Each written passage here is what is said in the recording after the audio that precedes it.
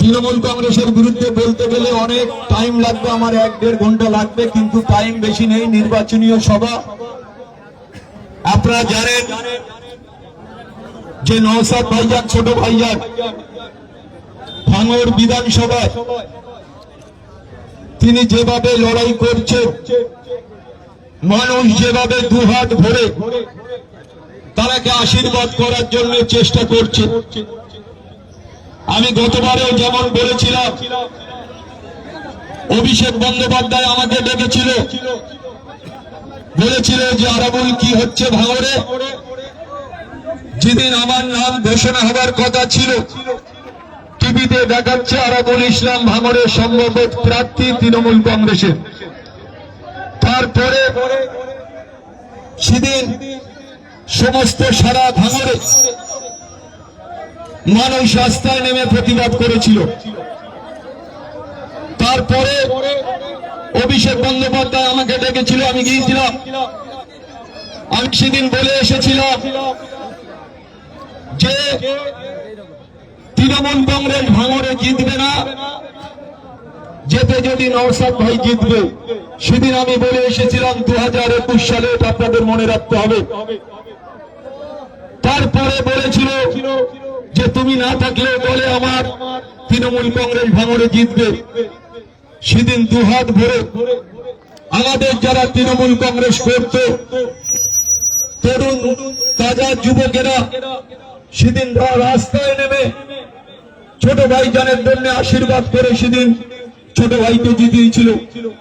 আজকে আমি এখানে দাঁড়িয়ে বলছি, আজকে যারা তৃণমূল কংগ্রেসটা করছে তারা কিন্তু সবাই আরাবুল ইসলামের হাত ধরে তৃণমূল কংগ্রেসটা এসেছিল। আজকে তারা বড় বড় কথা বলছে। জেনে রাখা উচিত 2026 সাল, এই 2026 সালে ভাঙড় থেকে ছোট ভাইজান 1 লক্ষ ভোটে জিতবে, এটা তৃণমূল কংগ্রেসের জন্য রাখা উচিত।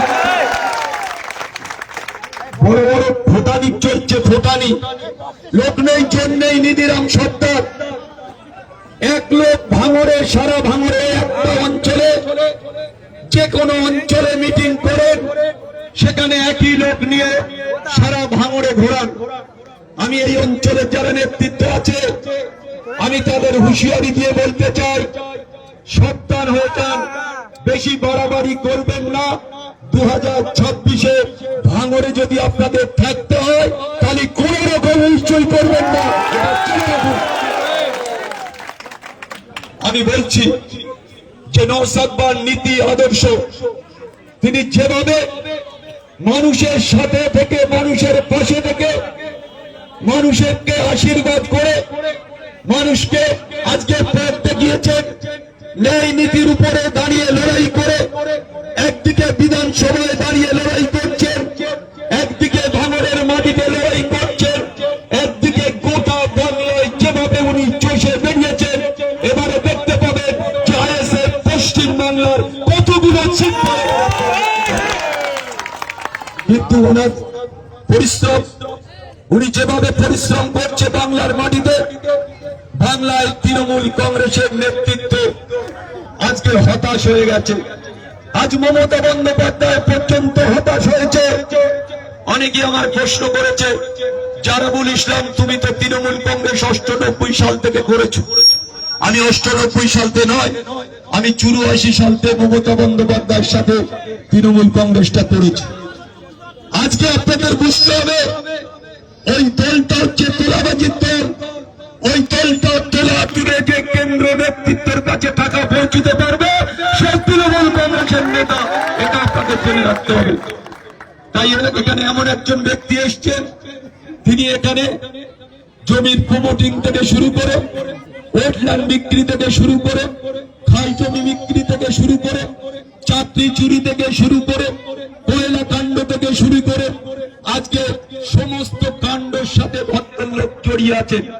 তাই আপনাদের মনে রাখতে হবে, যে ব্যক্তি ক্যানিংকে শেষ করেছে, যে ব্যক্তি ভাঙড়ে 2.5 বছর থাকার পরে ভাঙড়কে শোষণ আর শাসনের নামে আজকে মানুষের উপরে অত্যাচার করেছে, আজকে গোটা ভাঙড়ের মানুষ কি তৃণমূল নামক দলটাকে আর দেখতে পাচ্ছে না, পছন্দ করছে না, এটা আপনাদের ভাবতে হবে। তাই আমি এখানকার মা ভাই বোনেদের কাছে বলবো যে আমরা এমন একজন নেতা পেয়েছি বাংলায়, যার নেতৃত্বের প্রতি আস্থা রেখে জীবনকে বাজি রেখে লড়াই করার মতন জায়গা আমাদের তৈরি হয়েছে। আমি ক্যানিং এ যখন প্রচারে যাই, সবাই ছোট ভাইজানের দোয়া আশীর্বাদ করে। ছোট ভাইজানের কথা না বলে তারা এগুতে পারে না, ছোট ভাইজানের কথা না বলে তারা মিটিং শুরু করতে পারে না। ক্যানিং এর মাটিতে একটা জায়গা তৈরি হয়েছে।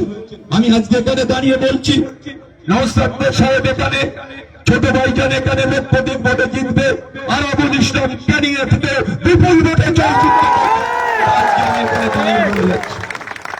আমি জানি যে ক্যানিং এর মাটিতে মানুষ যেভাবে তাদের চোখের কান্না, কালকে বয়স্ক লোকেরা হাত ধরে কাঁদছে, বলে বাবা তোমাকে ক্যানিং উদ্ধার করতে হবে, ক্যানিং এর মানুষের পাশে দাঁড়াতে হবে।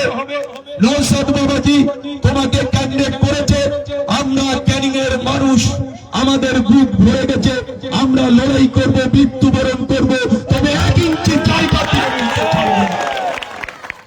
আজকেও আমি দুপুরের পর থেকে বিভিন্ন গ্রামে ঘুরে ঘুরে যাচ্ছিলাম, যখন কাতারে কাতারে মায়েরা, বোনেরা, ভাইরা, বয়স্ক গুরুজনরা ছুটে ছুটে আসছে আমার হাতে হাত দেওয়ার জন্য।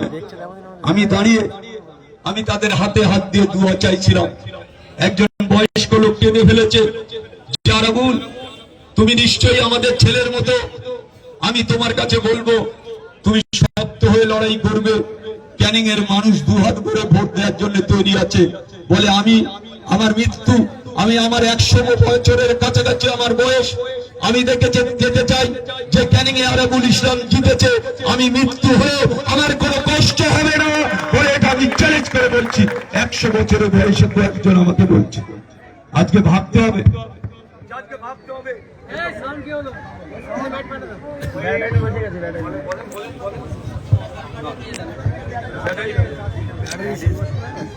তাই যে কথা বলছিল এখানে আমাদের কারিগুলো এসছে, আমি বলতে ভুলে গেছি, ও আমাদের অত্যন্ত লড়াই করে এই অঞ্চলের সভাপতি আছে, যারা নেতৃত্ব আছে বেহাতা 1 নম্বর অঞ্চলে।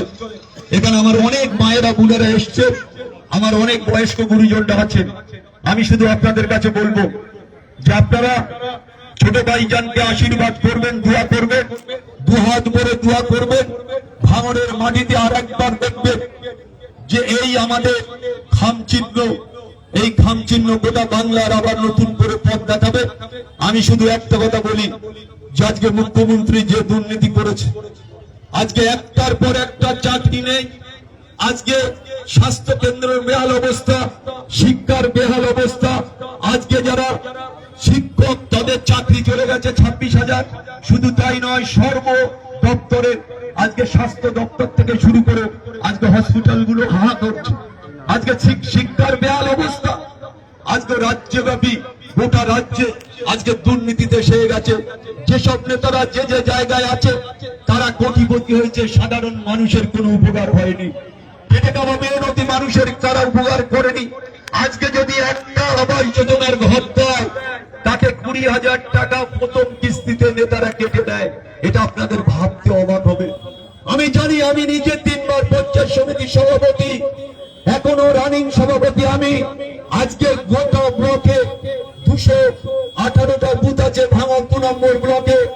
আপনারা অবাক হবেন যে আজকে প্রতিটা মানুষ আমার কাছে এসে অভিযোগ করে যে আজকে আমাদের ঘর নিতে গেলেও আমাদের আগে নেতাদের টাকা দিতে হয়, তারপরে আমরা ঘর অ্যালটমেন্ট পাই। আজকে আপনারা ভাবুন কতটা নিচে নেমে গেছে। আজকে রাস্তার কাজ হলেও টাকা দিতে হয় নেতাদের, আজকে যেসব যে কোনো সরকারি কাজ হোক আজকে নেতাদের টাকা দিতে হয়। তাই আমরা চাই শুধু বিধানসভা নয়, বিধানসভা জেতার পরে পঞ্চায়েতগুলোতে আমাদের দখল নিতে হবে। বিধানসভার পরে আমরা তৈরি হব পঞ্চায়েতের জন্য। আপনারা জানেন ভাঙড়ে যেমন ছোট ভাইজান জিতবে, ক্যানিং আরাবুল ইসলাম জিতবে। আমরা 2টো বিধানসভা যৌথভাবে আমরা প্রতিটা বুথে বুথে আমরা সার্বিক উন্নয়ন করব। আমি বলছি যে ছোট ভাইজান যেভাবে তিনি 60 লাখ টাকা করে বছরে পান, তিনি যেভাবে কাজ করেছেন, আমি তো মনে করি এই যারা আজকে 15 বছর মুখ্যমন্ত্রী বসে আছে মমতা বন্দ্যোপাধ্যায় সেই কাজ করেন। আমিও তো বিরোধী দলে এক সময় ছিলাম 2006 থেকে 11। আমি দক্ষিণ 24 পরগনার কাজের ক্ষেত্রে আমি 1 নম্বর হয়েছিলাম, সেদিন আপনারা দেখেছিলেন পেপারে। তো দক্ষিণ 24 পরগনার কাজের ক্ষেত্রে আরাবুল ইসলাম 1 নম্বর জেলা শাসক বলেছিল, ডিএম সাহেব বলেছিল। তাই আজকে আমি মনে করি যে আমার ছোট ভাই যান দক্ষিণ 24 পরগনায় 31টা এমএলএ, তার মধ্যে তৃণমূলের 30টা, একটা নওশাদ সিদ্দিকী, আজকে তিনি যে কাজ করেছে তৃণমূল সে কাজ করতে পারেনি। তাই আমরা আপনাদের কাছে আবেদন রাখবো যে ওনাকে দুহাত ভরে ভাঙড় থেকে জেতাতে হবে। ক্যানিং এ আমি নিশ্চয়ই আমি ছোট ভাইজানের কাছে আবেদন করবো, ক্যানিং এ আমার 2-1টা মিটিং করে দেবেন উনি।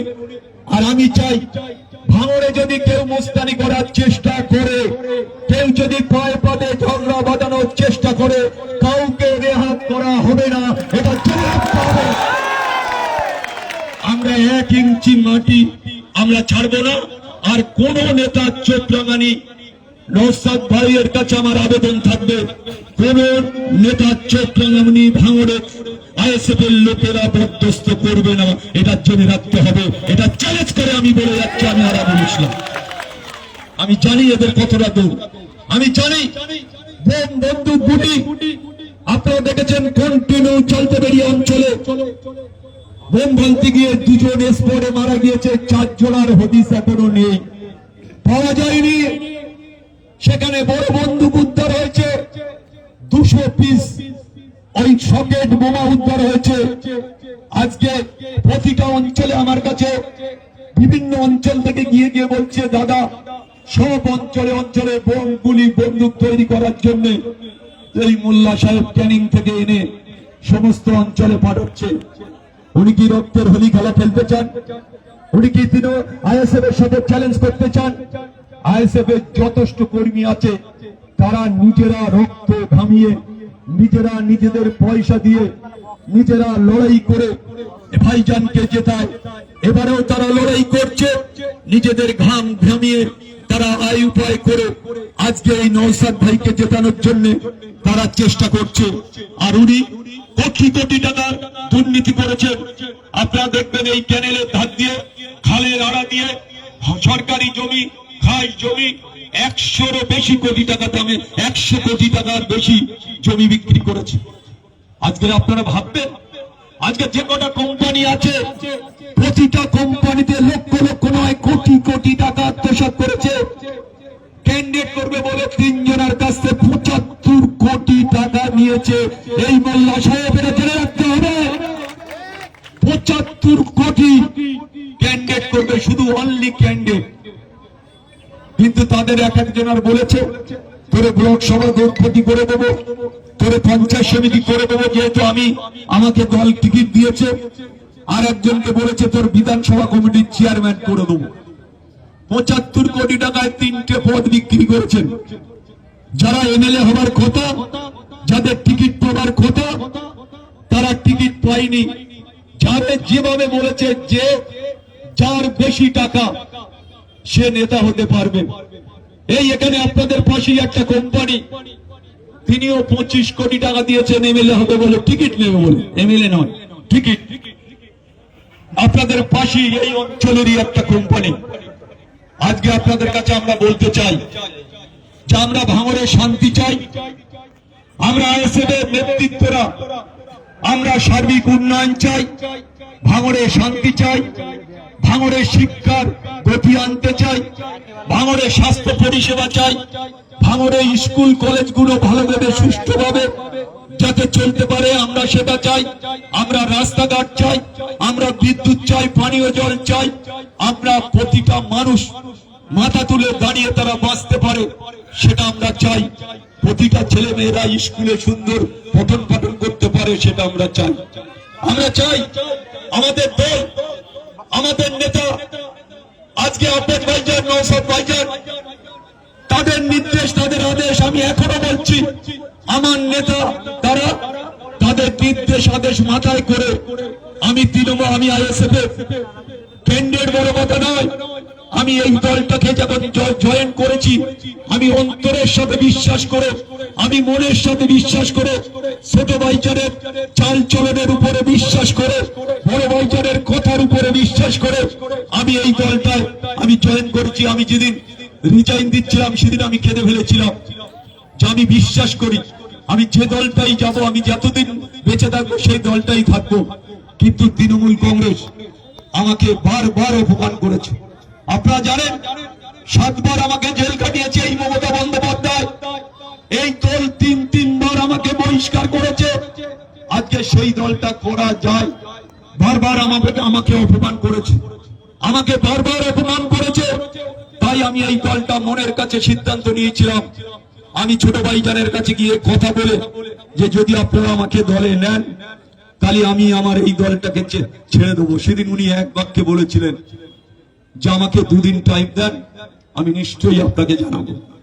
তারপরে আমাকে বলেছে, আমাকে যেভাবে নির্দেশ দিয়েছে আমি সেইভাবে নির্দেশ পালন করে আমি ফুরফুরায় গিয়ে রিজাইন করে আমি এই দলে জয়েন করেছি।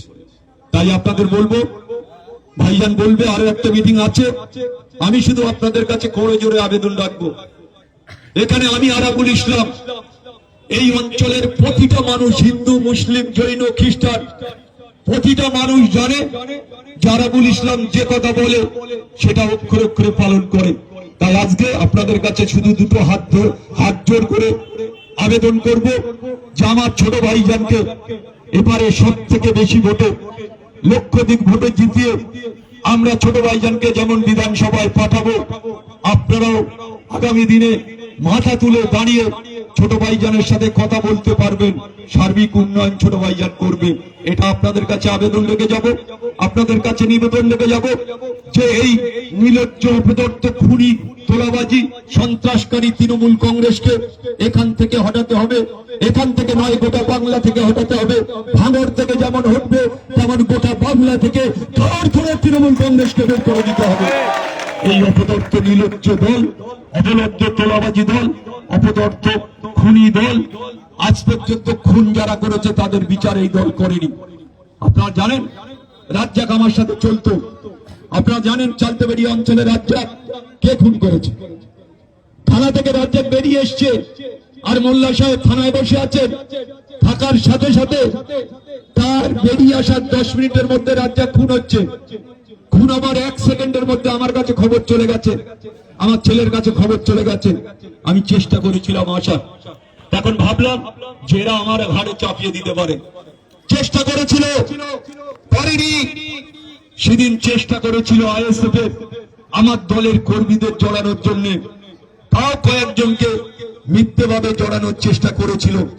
কিন্তু নওশাদ ভাইজান সঙ্গে সঙ্গে প্রশাসনের সাথে কথা বলে যদি আমার একটা কর্মী অ্যারেস্ট হয় তাহলে আমি দেখে নেব।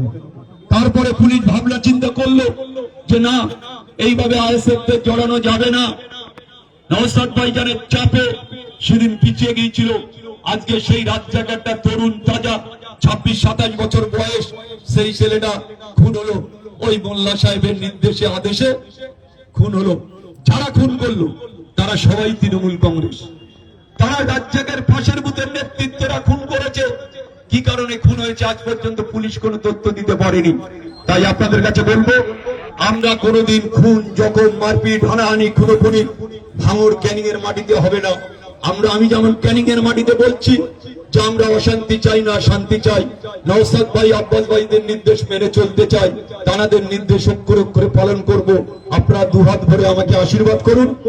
আপনাদের নির্দেশ আদেশ, নওশাদ ভাই, আব্বাস ভাইদের নির্দেশ আদেশকে মেনে আপনারা যে নির্দেশ দেবেন ক্যানিং এর মানুষ, আমি সেই নির্দেশ অক্ষরে অক্ষরে পালন করব।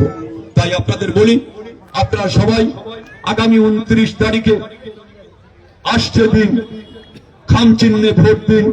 নওশাদ ভাইকে ভাঙড় থেকে লক্ষাধিক ভোটে জিতিয়ে দিন ভাঙড়ের সার্বিক উন্নয়নের স্বার্থে। ইনকলাব জিন্দাবাদ, ইনকলাব জিন্দাবাদ। ধন্যবাদ সম্মানীয় আরাবুল ইসলাম মহাশয়কে। তারা দীর্ঘদিনের রাজনীতি তিনি করেছেন, তিনি আমাদের সঙ্গে সাথ দিয়ে যেভাবে মানুষের জন্য কথা বলছেন, আমরা বেওতা 1 নম্বর অঞ্চলের তরফ থেকে তাকে অনেক অনেক ধন্যবাদ জানাই। এখন আমরা জানার বক্তব্য শোনার জন্য দীর্ঘক্ষণ অপেক্ষা করছিলাম। সেই ভাইজানকে আমরা বরণ করে নেব। বরণ করে নিচ্ছেন বাস পেরিয়ে এই অঞ্চলের নেতৃত্বে সাইফুদ্দিন মোল্লা। সাইফুদ্দিন মোল্লাকে ভাইজানকে ব্যাস করিয়ে দেওয়ার জন্য অনুরোধ করছি।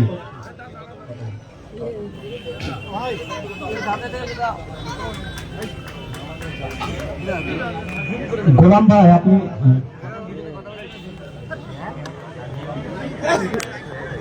ব্যাস করিয়ে বরণ করে নিচ্ছেন ভাইজানকে সাইফুদ্দিন।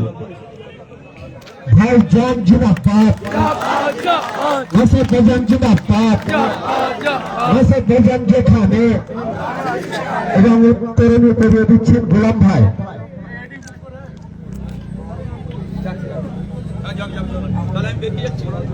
ভাইজান যেখানে, ভাইজান যেখানে। এবং ভাইজানকে ফুল পুষ্পবাদ দিচ্ছেন কুতুব মোল্লা।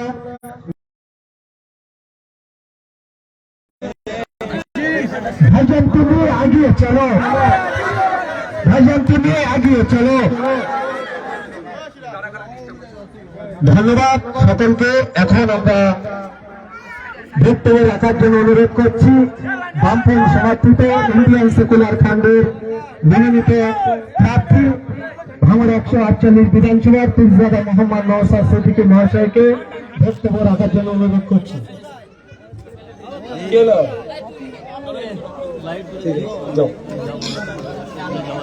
ভাই এখান থেকে এদিক থেকে বসে পড়ো, মায়েরা দেখছে তো অসুবিধা হবে।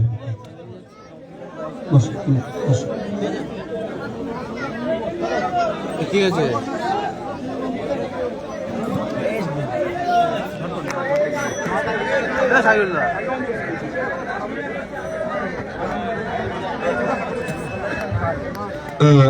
ধন্যবাদ জানাই ভাঙড়ের মানুষদের, যারা আমাকে 2021 সালে সুযোগ দিয়ে বিধানসভার মধ্যে পাঠিয়েছিলেন। যেখানে পশ্চিমবাংলার আইন তৈরি হয় সে জায়গায় আপনারা আমাকে পাঠিয়েছিলেন। আস্তে একটু কম কথা বলো, কম কথা বলো। রাস্তায় চল, দিকে রাস্তায় চল, রাস্তায় যাবো। তোমরা এখানে বসতে হবে, পিছনে মায়েরা আছে। তুমি এদিকে চলে আসো, এদিকে চলে আসো, এদিকে অনেকে দাঁড়াবে না। এ বাবু তুমি এদিকে চলে আসো না ভাই। আমি প্রথমে আপনাদের কাছে জানতে চাই, আপনারা 2021 সালে স্রোতের বিপক্ষে গিয়ে আমাকে ভোট দিয়েছিলেন। একদিকে সাম্প্রদায়িক শক্তি, অপরদিকে দুর্নীতিগ্রস্ত দল। এখান থেকে সরিয়ে দাও থেকে।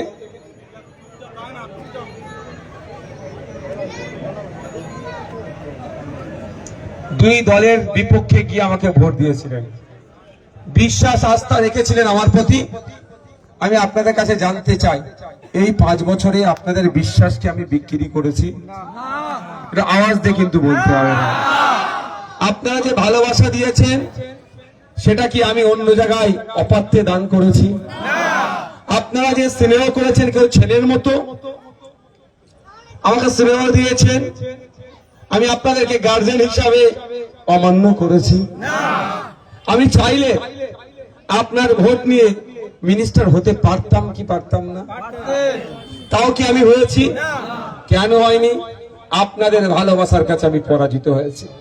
একদিকে আমার কাছে মিনিস্ট্রি মন্ত্রিত্বের লোভ, টাকার লোভ, অপরদিকে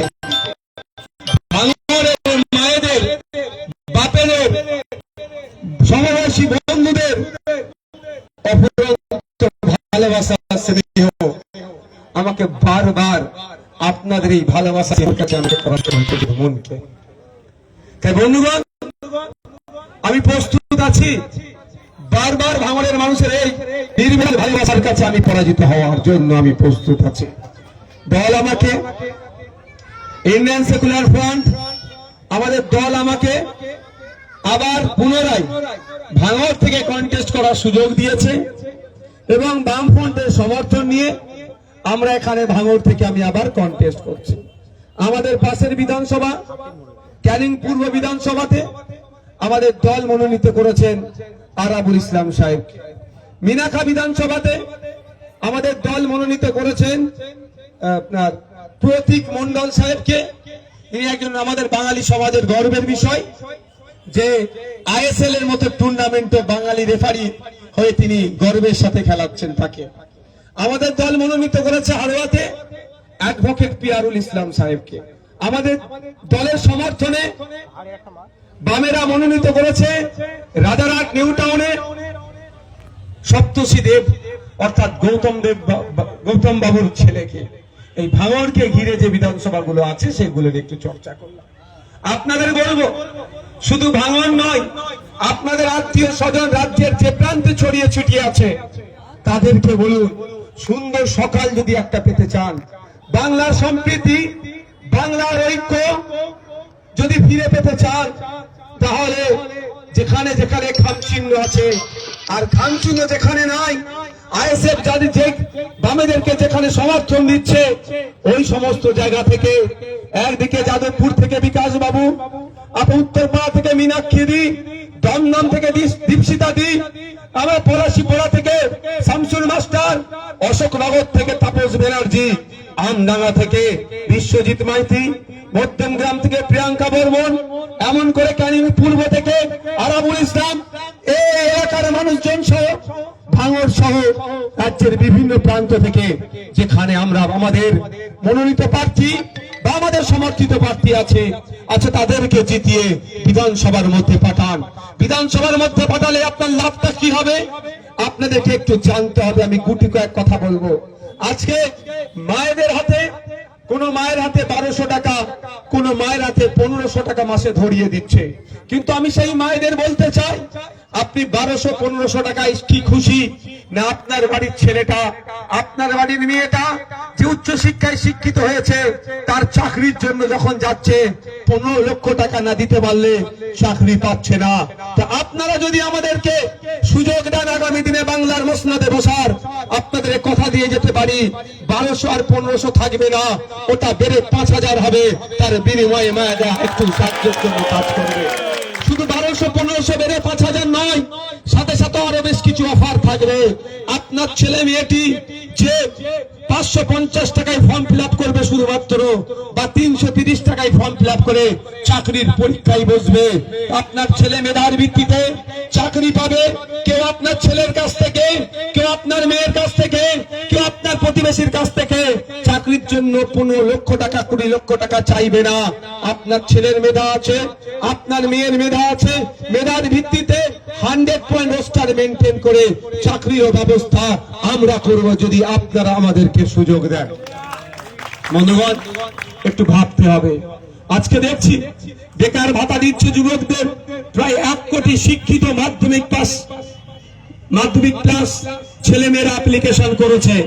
কতজনকে দিয়েছে ভালো করেই জানেন, 10,000, 15,000 কি 20,000 দিয়েছে, কিন্তু সবাইকে বলছে দেবে। 1,500 টাকা মাসে দিচ্ছে, পার ডে 50 টাকা। একটা শিক্ষিত বেকার যুবককে পার ডে 50 টাকা দিয়ে তাকে অপমান ছাড়া অন্য কিছু করছে না। আপনি বলুন, তার যদি স্ত্রী না থাকে, সে বিবাহ যদি করে, যদি স্ত্রী থাকে, পিতা মাতা থাকে, ভাই বোন থাকে, আর যদি পরিবার পরিকল্পনা করে, তাহলে যদি সন্তান থাকে, পার ডে 50 টাকায় তার কি সুরা হবে? তাই শিক্ষিত বেকার যুবকদের বলবো, তার সাথে গার্জেনদেরকে বলবো, অভিভাবকদের বলবো, আপনার ছেলের 1,500-এ সন্তুষ্ট না, আমাদেরকে আগামী দিনে ক্ষমতায় নিয়ে আসলে কম করে 15,000 টাকার চাকরির ব্যবস্থা করবো, সেইটাতে সন্তুষ্ট আপনারাই বলুন। কোনটা লাগবে আপনাদের? 1,500 না 15,000? জোরে বলুন, কোনটা লাগবে? আমরা ওয়ান ফ্যামিলি ওয়ান জব ব্যবস্থা করব। পরিবার পিছু একজন করে চাকরির ব্যবস্থা করে দেব। পরিবার পিছু একজন করে চাকরি করবে, ওই পরিবারের সে দেখভালের সমস্ত দায়িত্বটা কাঁধে তুলে নিতে পারবে, তার ব্যবস্থা আমরা করব।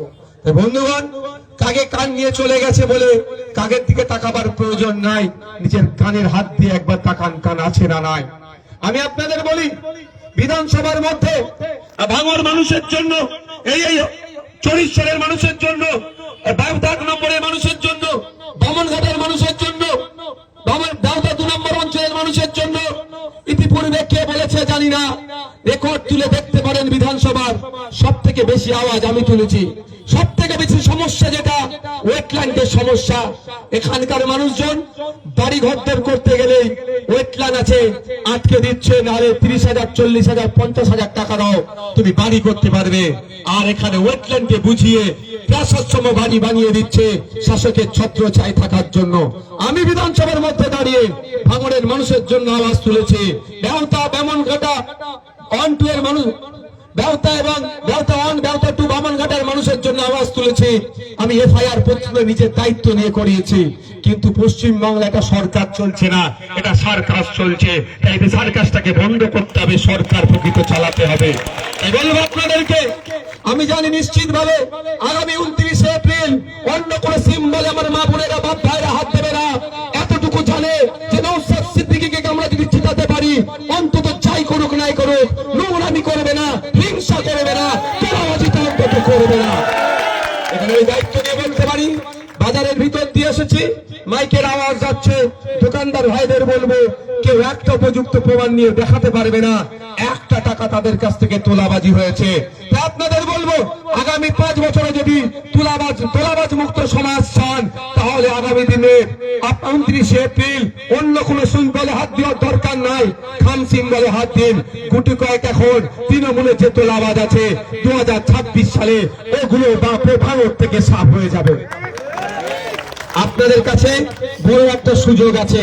ভাঙড়ের মায়েদেরকে বলছি, ভাঙড়ের বাপেদেরকে বলছি, একটা বড় সুযোগ আছে। 2021 সালে অর্ধেক সাফ করেছেন, 2026 সালে সম্পূর্ণ সাফ করে দিতে হবে।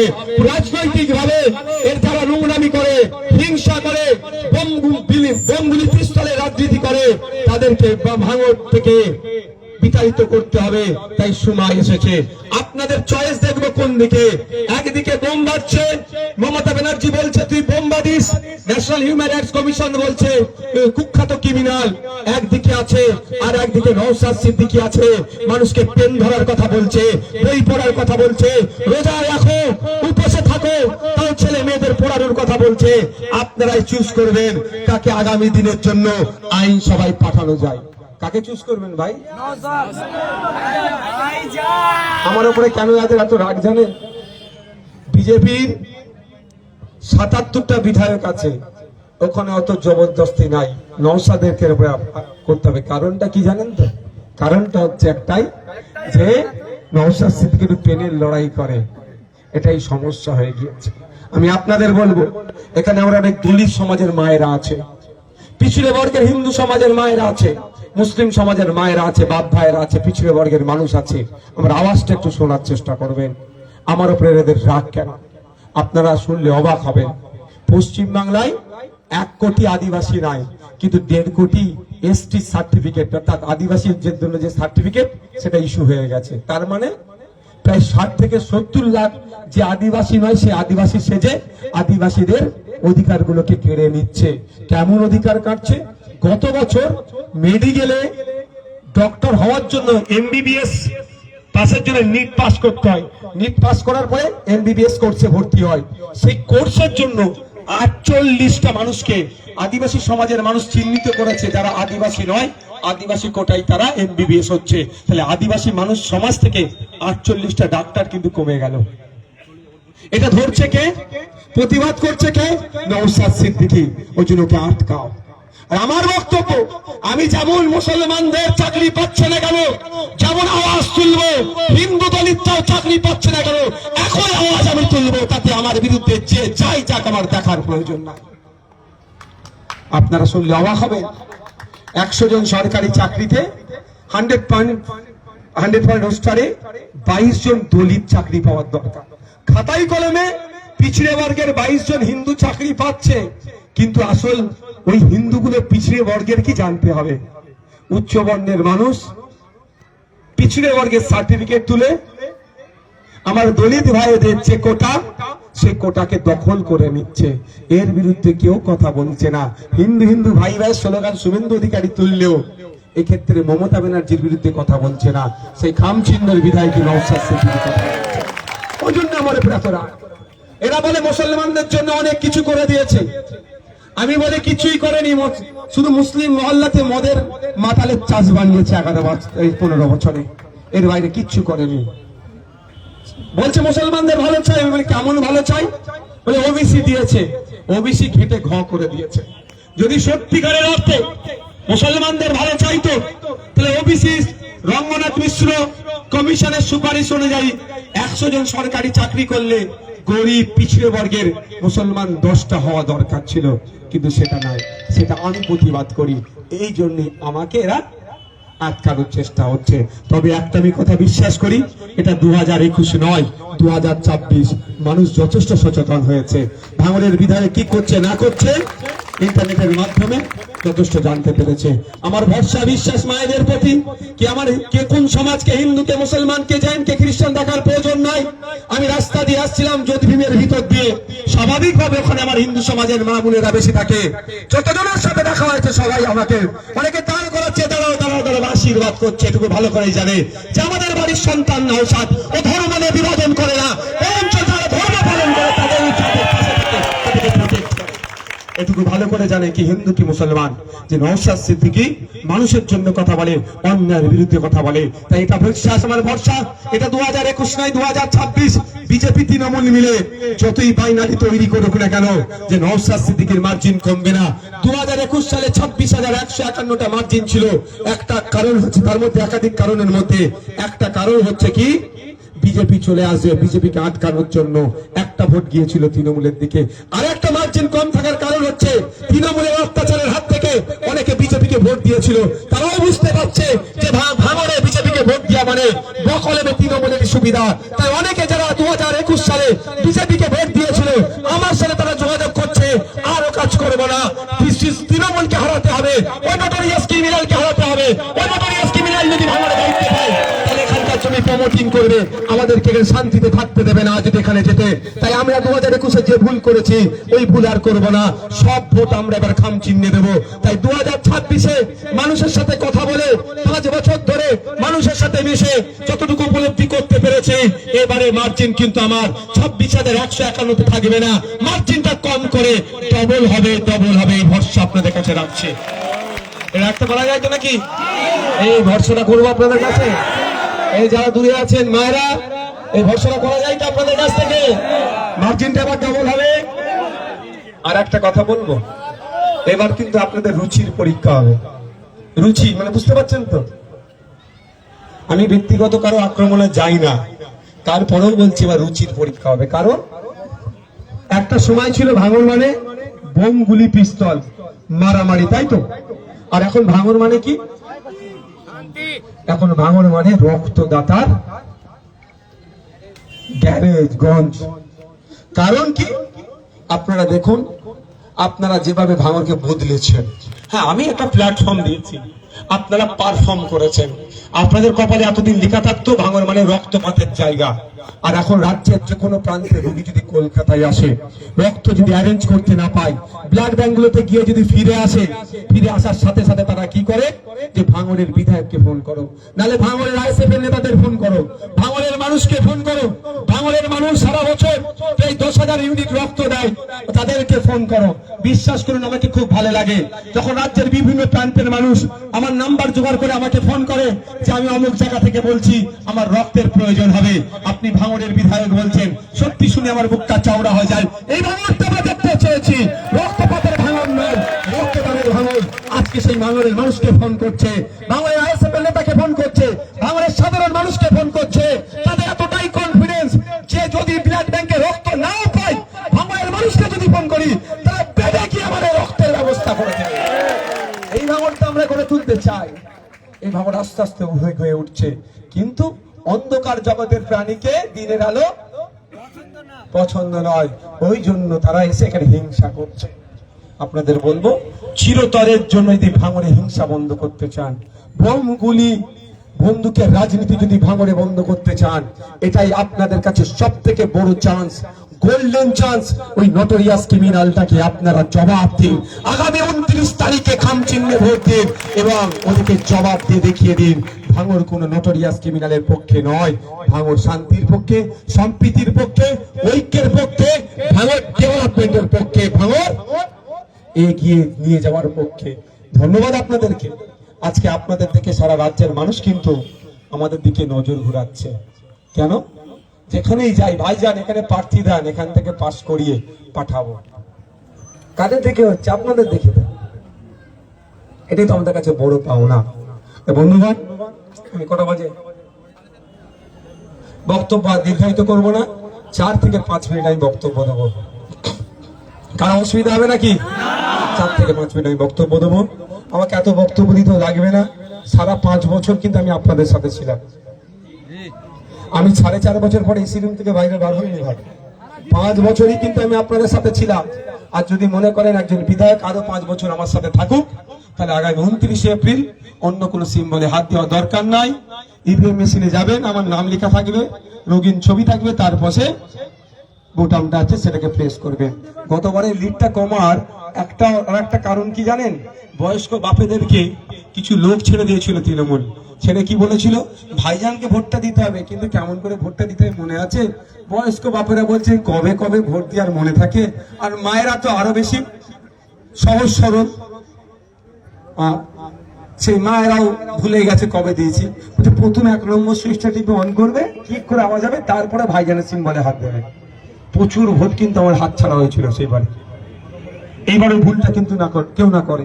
তাই ঘরে গিয়ে মায়েদেরকে, বয়স্ক লোকেদেরকে পাড়াতে কি বলবেন? কোন সুইচে হাত দেওয়ার দরকার নাই। ইভিএম মেশিনের সামনে যাবে, হাত দুটো পেছন দিকে রাখবে, অন্য কোনো সুইচে হাত দিলেই কারেন্ট মারবে একদম। না, এটা আমি জাস্ট মজা করে বললাম। অন্য কোনো সুইচে হাত দেওয়ার দরকার নাই, হাত পিছন দিকে রাখবে, যখন সুইচে না হাত ছেড়ে যায় আমার নাম লেখা থাকবে। কত নম্বর বোতাম সেটা বলে দেবে। এখন তো সিম্বল অ্যালার্টমেন্ট হয়নি, সিরিয়াল হয়নি, কামচিহ্ন আমাদের, কিন্তু কত নম্বর সিরিয়ালে আসবে এখনো হয়নি। সুতরাং সেটাও বলে দেবো, ওখানে আপনারা প্রেস করবেন। ওখানে প্রেস করা মানে এটুকু মানবেন, নওশাদকে শুধু জিতানো নয়, আগামী 5 বছর ভাঙড়ের তোলাবাজ মুক্ত সমাজটা হবে না। শুধু তাই নয়, ওখানে খাম চিহ্নিত দেওয়া মানে নওশাদ সিদ্দিকী যে আওয়াজগুলো তুলেছে, আগামী দিনে সেগুলো বাস্তবায়ন হবে। আমি বিধানসভার মধ্যে গিয়ে, এখানে অনেক মায়েরা আছে, আপনারা শুনে রাখুন, আপনাদের মেয়েদের জন্য আমি কি দাবি করেছি। ভাঙড়ের মেয়েরা যথেষ্ট পড়াশোনার দিকে আগ্রহী, কিন্তু ভাঙড় 2 নম্বর ব্লকের মধ্যে পড়ছে। এটা তো ভাঙড় 2 নম্বর ব্লকে একটা গার্লস কলেজের দাবি আমি তুলেছি। এটা বিধানসভার মধ্যে আমার দাবি আছে। হয়তো আজকে হয়নি, আগামী দিনে কথা দিয়ে যাচ্ছি, গার্লস কলেজে দেখবেন উদ্বোধন হবে বা ভিত্তি প্রস্তাব হবে। হয়তো ফেতাটা নওশাদ সিদ্দিকী না কাটলেও এই কাজটা হবে। এখন চারিদিকে দেখবেন যেখানে লাইট লাগাচ্ছে, রাস্তা সারাই হচ্ছে, ব্রিজের নির্মাণ হচ্ছে, আমি জোর গলায় বলে দিয়ে যাচ্ছি, এর রেকর্ড হচ্ছে। ভাঙড়ে যদি একটা উন্নয়নের জন্য ইট ফুটে, এটা মনে রাখবেন নওশাদ সিদ্দিকীর জন্যই এটা হচ্ছে। আমি দায়িত্ব নিয়ে বলছি। সমস্যা হচ্ছে ফিতে কাটার দরকার ছিল নওশাদ সিদ্দিকীর, তার পরিবর্তে ফিতেটা অন্যজন কাটছে। কিন্তু দাবিটা আমার একটু মাথায় রাখবেন। 1 নম্বর ব্লক থেকে 2 নম্বর ব্লকে যাওয়ার যে ব্রিজটা হয়েছে, দাবি আমার বিধানসভার মধ্যে। তথ্যটা কিছুটা পাবলিশড হয়েছে, তো আপনারা দেখেছিলেন। তো আমি তো আবার প্রশ্ন করেছিলাম, তো সবটাই আমার জন্য হচ্ছে। ওখানে ফিতে কাটা দরকার ছিল আমার, কিন্তু এরা বিরোধীদেরকে পাত্তা দিতে চায় না। ঠিক আছে, চলো, ভাঙড়ের মানুষ তো উপকৃত হবে। আমি এখানে ভাঙড়ে আমার এমএলএ কোঠাতে যা যা কাজ করেছি, একটা প্রমাণ দেখাতে পারবেন না আমি নিজে ফিতে কেটেছি। অনেক জায়গায় কাটিয়ে নি ফিতে, যা কাজ হয়ে গেছে চলে যাও, আমার দায়িত্ব কাজ করে দেবার করে দিয়েছি। আর অনেক জায়গায় বয়স্ক লোক ভ্যান চালাচ্ছে, আমার সামনে দিয়ে যাচ্ছিল, দাঁড়াও ওকে দাঁড় করে ফিতেটা কাটাতো, কারণ ওনারই তো ট্যাক্সের টাকা দিয়ে এটা হচ্ছে। আমি কি আমার থরি ঘর থেকে টাকা দিয়ে দিচ্ছি? এই ব্রিজ নির্মাণ হচ্ছে কার টাকা দিয়ে? ব্রিজ নির্মাণ হচ্ছে কার টাকা দিয়ে? মমতা ব্যানার্জি ঘর টাকা থাকে নাকি? আপনাদের ট্যাক্সের টাকা থেকে হচ্ছে। তারপরেও যদি কেউ উদ্বোধন করে, তাতে আমার রাগ নাই। আমি চাই ভাঙড়ের কাজ হোক। বন্ধুগণ, আপনাদের বলবো একটু সজাগ সতর্ক থাকতে হবে। একটু কথা বলে শেষ করব, সেটা হচ্ছে এটাই দেখুন, লোক নাই ভাঙড়ে। আমার আগে আরাবুল ইসলাম সাহেব যেটা বললো কি, ঢাল নেই তরোয়াল নেই, নিধিরাম সর্দার গোটা কয়েক গুন্ডা মস্তানকে নিয়ে ঘুরছে, কোথাও সমাজ বিরোধীকে নিয়ে ঘুরছে, যার খোঁজ নিলে দেখা যাবে বাংলাদেশের জেলেও 2-3 মাস নাকি গ্রেফতার হয়েছিল। খোঁজ নিয়ে দেখে নেবেন, আমি ভুল বলছি না, বাংলাদেশের জেলে নাকি গ্রেফতার হয়েছিল। বুঝতে পারছেন তাহলে কি লেভেলের এই গোটা কয়েক, আমি নাম বলবো না, ব্যক্তিগত আমি আক্রমণ পছন্দ করি না। কি বলছি বুঝতে পেরেছেন? গোটা কয়েক ক্রিমিনালকে নিয়ে ঘুরছে, সাধারণ মানুষ নাই। আর নালে ভিড় করাতে গেলে 8টা 10টা বিধানসভা থেকে লোক নিয়ে এসছে, গাড়ি ভাড়া তেল খরচ দিয়ে তারা আসছে। আর আমাদের আইএসএফ এর এখানে একজন কেউ বলতে পারবেন 50 টাকার পেট্রোল দিয়ে গাড়িতে নিয়ে আসা হয়েছে? নিজের গাঁটের টাকা খরচ করে এসে আমরা আসছি। সুতরাং এটা তো দুটো আলাদা। কিন্তু অল বুথে বুথে 8টা 10টা করে হয়তো লোক আছে খুব বেশি, কি করছে বাইরে থেকে গুন্ডা মস্তানকে নিয়ে এসে বুথে চমকাচ্ছে। আমি 2টো ওষুধ দিয়ে যাবো, আপনারা শুনবেন? ওষুধ দুটো ওষুধ দিয়ে যাচ্ছে। প্রথম কথা হচ্ছে তাকে ডেকে ভালো করে বোঝান, গ্রামের মানুষ মিলে, ভাই ভোট একদিন, সারা বছর তোমাকে কিন্তু থাকতে হবে। যদি সম্পর্ক ঠিক রাখতে চাও তাহলে বাইরে থেকে গুন্ডা মস্তান নিয়ে এসে মস্তানি বন্ধ করো। কারণ গুন্ডা মস্তান তোমাকে কিন্তু সারা দিন সারা বছর তোমাকে কিন্তু পাহারা দেবে না। বুঝতে পেরেছেন? ও বুঝে যাবে যা বুঝাতে আপনি চেয়েছেন। 1 নম্বর কথা। 2 নম্বর কথা হচ্ছে গুন্ডা মস্তান এখান থেকে ঢুকছে, এই পাড়ার রাস্তা বেরোচ্ছে, যেই একটুখানি সজাগ থাকতে হবে। পারবেন তো একটু সজাগ থাকতে? একটু পাহারা দিতে পারবেন তো নাকি? আপনার ভোটকে পাহারা দিতে পারবেন তো নাকি? একটু সজাগ থাকতে হবে। কি করবেন? এই পাড়াতে ঢুকবে, পাড়াতে বার হবে। যেই পাড়ার মধ্যে ঢুকে থাকবে পাড়ার 2 মাথায় কি করে দেবেন? গার্ডকে দিয়ে পুলিশকে একটু ফোন করুন, প্রশাসনকে ফোন করুন। কারণ একবার তারাটা যখন খাবে, গতকালকে আমাদের কারিমুল বলছিল যে কারিমুলদেরকে তো সকাল বিকাল জেলে নিয়ে যায়, এরা রেডিও জেল খাটার জন্য, এরাও রেডি জেল খাটার জন্য। তো বলছিল যে জেলে দেখা হয়েছে, কোনো ভাঙড়ে অশান্তি করতে এসেছিল, অন্য কোনো মামলায় গ্রেফতার হয়ে গিয়েছে। তারা বলছে ভাই জীবনে যেথায় যাই যাব, কিন্তু ভাঙড়ে আর জীবনে লড়াই করতে যাব না। বুঝতে পেরেছো ভাঙড়ের মানুষ কি জিনিস? তো একবার আটকে দাও, ও ভাঙড়ের দিকে আর আসবে না। আর একটা শেষ কথা মনে পড়ে গেল, এসআইআর নিয়ে বলবে, একটু শুনবেন আপনারা? কারা এসআইআর নিয়ে শুনতে চান হাত তুলেন তো। শুনতে চান আপনারা এসআইআর নিয়ে? তাহলে আমি আপনাদের বলি। তার আগে আর একটা কথা বলি।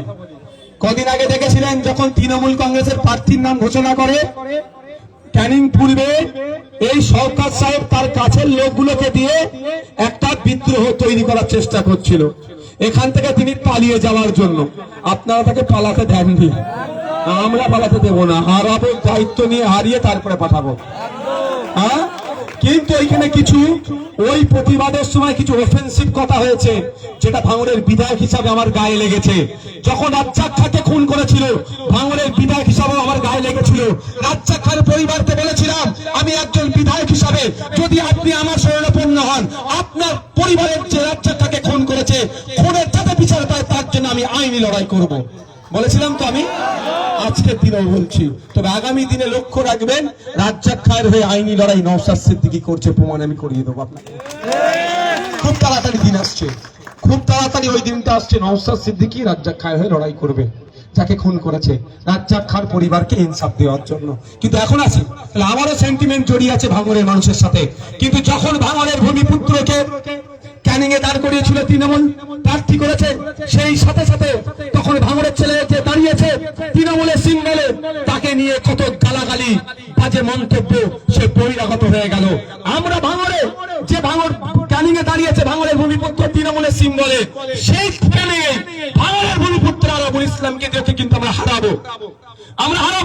কিন্তু ভাঙড়ের ছেলে ক্যানিং এ দাঁড়ালে বহিরাগত হয়ে গেল, আর ক্যানিং এর ছেলে ভাঙড়ে আসলে কি জামাই হয়ে গেল?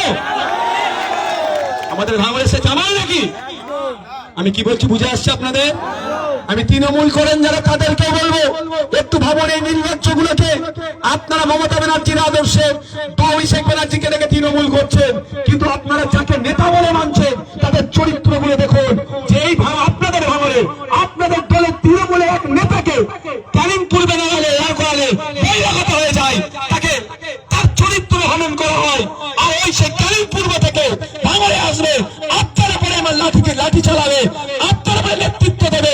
আপনি সত্যিকারের যদি ভাঙড়ের ভূমিপুত্র হন, তৃণমূল করলেও এবার নির্বাচনে ওদেরকে বুঝিয়ে দেন ভাঙড়ের ছেলেকে বহিরাগত বলার জবাব দেবেন।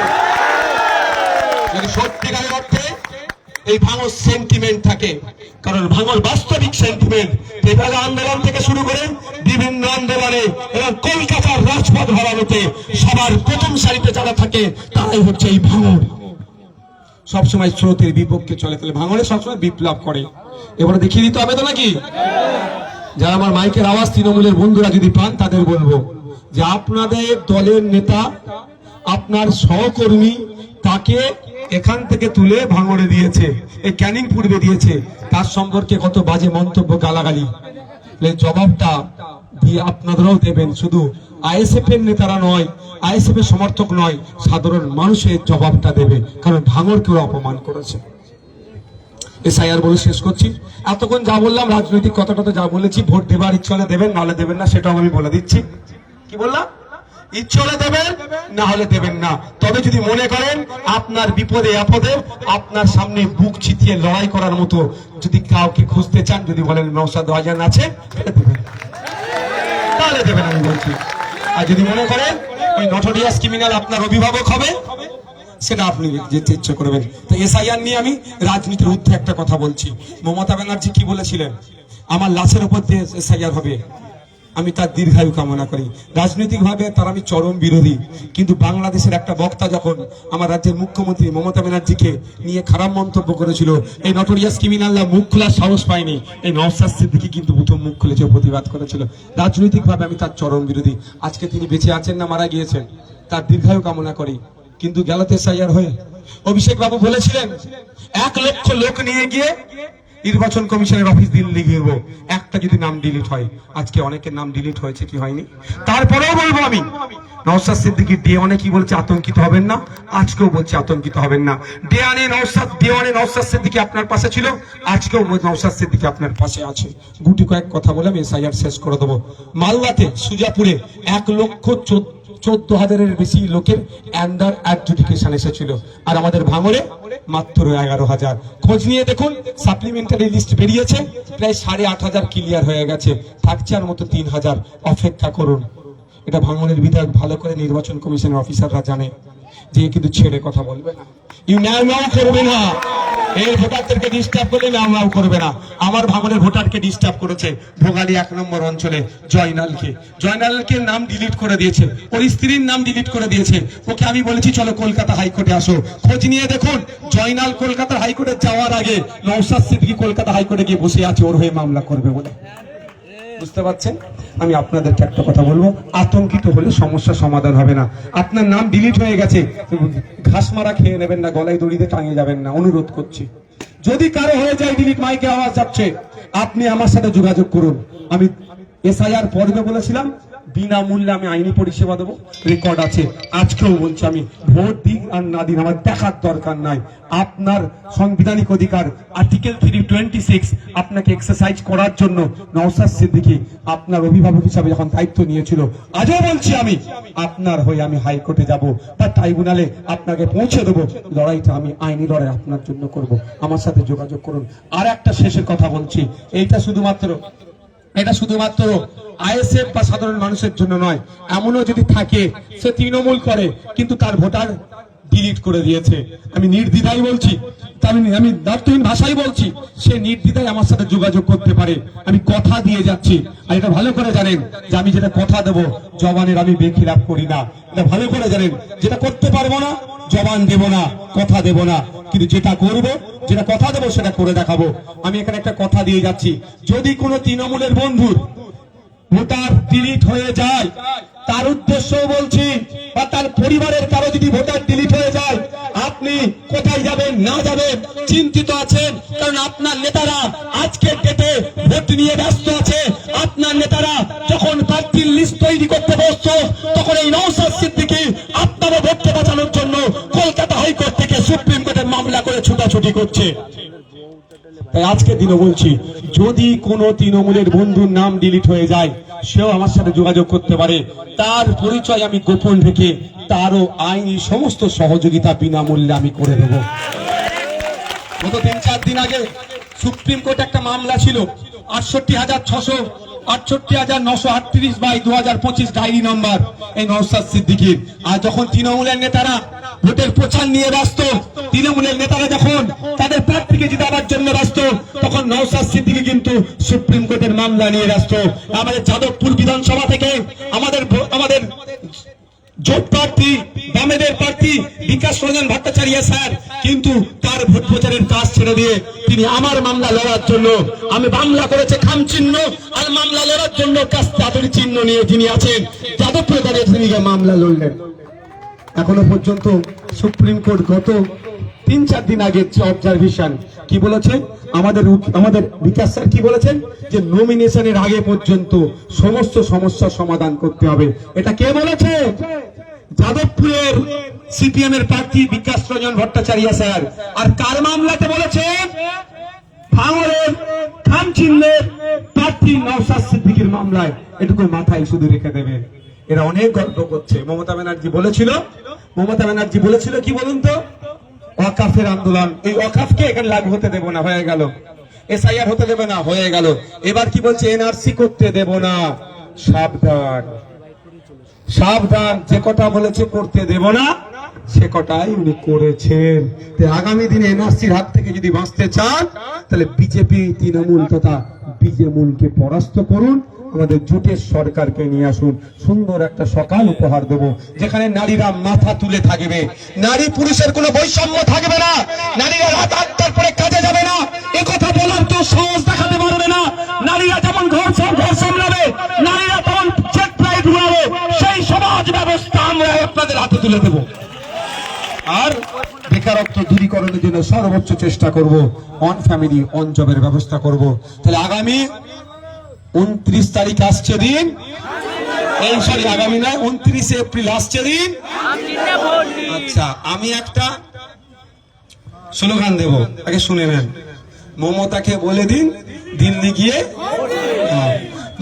মমতা ব্যানার্জিকে বলে দিন, অভিষেক ব্যানার্জিকে বলে দিন, তৃণমূলদের বলে দিন, ভোট চোরদের বলে দিন, ওয়াকাফ চোরদের বলে দিন, সার্টিফিকেট চোরদের বলে দিন, সম্প্রীতি বিনষ্টকারীদের বলে দিন, ঐক্য বিনষ্টকারীদের বলে দিন। আপনারা একটা কথা বলতে পারেন, ভাইজান এত কথা বললেন বিজেপিকে নিয়ে বললেন না কেন? বলতে পারে তো, আরে বিজেপিকে তো ভোট দেবই না, বিজেপিকে ভোট দেবেন? মসজিদ সার্ভের নামে গুলি করে মেরে দিচ্ছে মুসলমানদেরকে। বিজেপিকে আমার হিন্দু মাটা ভোট দেবে? পিছড়ে বর্গে হওয়ার জন্য মন্দিরের কল টিপে পানি পান করেছে, পিটিয়ে মেরে দিয়েছে। আদিবাসীদেরকে পিটিয়ে মেরে দিচ্ছে। বিজেপি কি ভোট দেবে? হিন্দুরাও দেবে না, মুসলমানরাও দেবে না। তোর প্রসঙ্গ তো আসবেই না।